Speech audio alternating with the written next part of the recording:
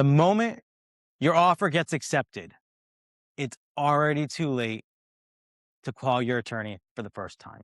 If you're buying a home in the state of Connecticut, especially if you're buying your first home, there's a window at the beginning of the process where having an attorney already in your corner changes everything. Missing that window, and you could be signing a contract, you could be making a deposit, and you could be committing to timelines before anyone with a law degree had a chance to review every single word of your paperwork to make sure you're properly protected. In Connecticut, you have to have a closing attorney. The question is, when do you get that attorney, and are they working to protect you or just get paperwork? I'm attorney Kishore Kapoor, a residential real estate closing attorney here in the state of Connecticut. And every day I share videos with you so you can learn and understand the process so you have a smooth and stress-free closing. Let me tell you the story of Ron and Tiffany. We represented these clients, Ron and Tiffany. Ron and Tiffany had been working with their realtor to find a very specific home.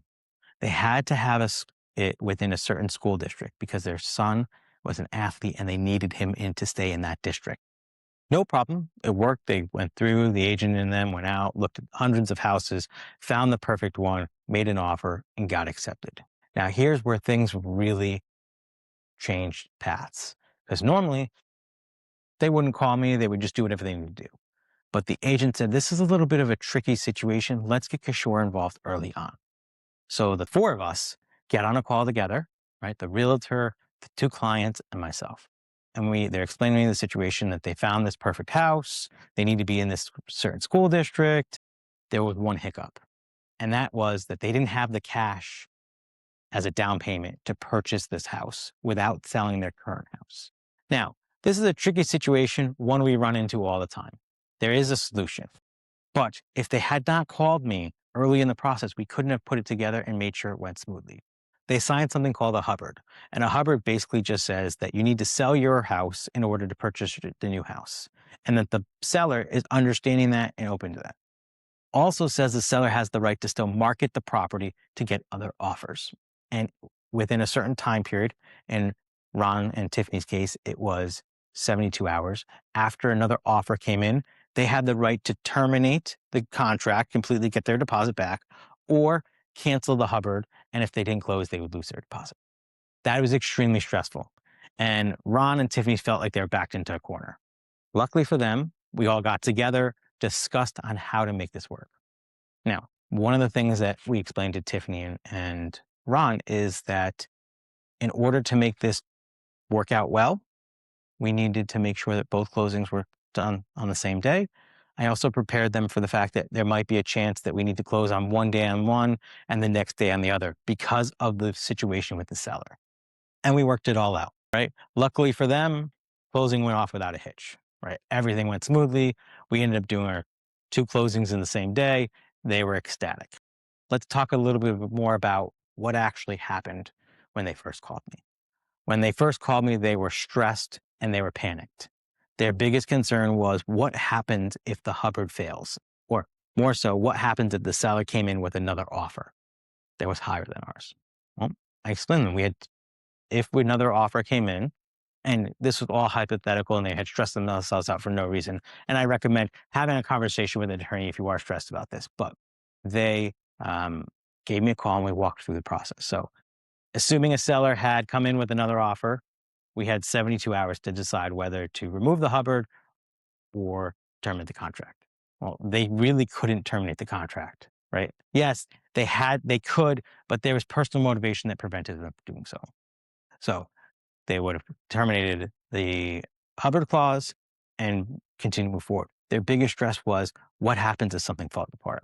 Well, there's a legal loophole in Connecticut and most states that people don't realize. You have a mortgage contingency. Your mortgage contingency will protect you in these situations, right? So for example, if they had terminated their Hubbard clause and continued with the process and their mortgage fell apart, they still would not lose their deposit because they were protected by that.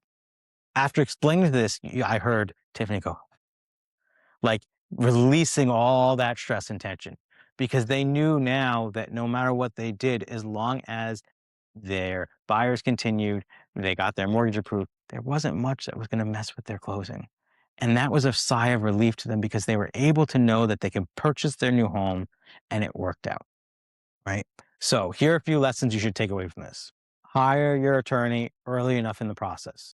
Unless you don't mind adding a bunch of extra stress into your life, my job is to help relieve some of that stress. Give us a call. We can walk you through it, make sure you're properly protected, point out problems we can see, or just tell you, listen, this is a standard contract. There's nothing unique here. You are fine and properly protected. Okay. There's a difference also between understanding and protecting. The realtors can explain till they're blue in their face, right? They can tell you exactly what they've been educated. The difference is I can actually help protect you because there's things we can draft to make sure that you are protected. There's things that I can explain to you in a way that is different than a real estate agent because I understand the law. They have an understanding of it, but my job is to actually truly understand it and make sure you're properly protected. It is a very different feeling. And at the end of the day, sometimes you just need to hear it from me rather than your realtor.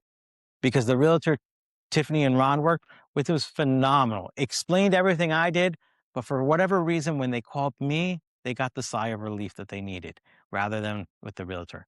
Unfortunately, the realtor just, I guess they don't have a certain title at their name, and that's all it comes down to. The mortgage contingencies. This is one of the most important parts of the contract outside of the inspections. And it's there to protect you in the event something prevents you from getting your mortgage approved. Example, if you are selling your home and you need to sell your home in order to have the cash to buy your new home, you can't get a mortgage approval if your old home doesn't sell. So it gives you a protection, right? Now, is that the best way to do it? No, I would go the route of the Hubbard, but it does provide you a layer of protection in the situation that your deal falls apart and you are properly protected. The last thing is your closing attorney works for weeks before the closing. Don't hire them the day before we close or find out who it is the day before you close. Because what ends up happening is we can't properly protect you. We can't relieve some of the stress that comes along. So if you're buying or selling a home in the state of Connecticut and you haven't called your closing attorney yet, do it today. Even if it's not me, not next week, not after your offer gets accepted, not after the appraisal. Give them a call today. And if you're looking for a home, give us a call today and we'll be sure to help represent you to make sure you're protected and answer any questions you have about the documents and the process to make sure you understand what's going on and hopefully to release some stress. Don't be the buyer who finds out that the contract says something that is harmful to them when it's too late. And as always, if you found this information to be useful, be sure to follow us because every day I share real life stories with real situations from real closings so you can be properly protected and understand the process so you have a stress-free and smooth closing. Now, if you'd like to learn why having an attorney in the state of Connecticut is super important, or even if you need one, watch this video.